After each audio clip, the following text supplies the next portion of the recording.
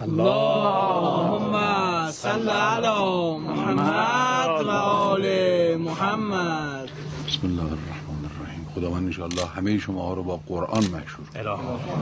دانشکده فرش دانشگاه هنر اسلامی تبریز که با یه برگش رو خدمتتون آوردم.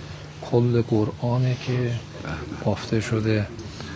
اعضای هیئت رئیسه دانشگاه هستن، رئیس دانشکده هستش و یکی از بافنده ها هستش. کدوم یکی از آقا هستن؟ بله. و ایشون هم یکی از اساتید سنتی که زنده باشه. چه مدتی طول کشیده ها این؟ 6 سال. 76 بلده 62 میلیون گره. خدا انشالله به همتون اجر بده.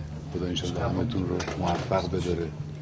این یک یادگاری بسیار عظیمی خواهد بود برای نظام جمهوری اسلامی و برای اعتقاد به قرآن. این کارها از عشق برمیخیزه، عاشقانه این کارها انجام میگیره و همین ارزش داره. اینها جاش موزه آستان قدسه.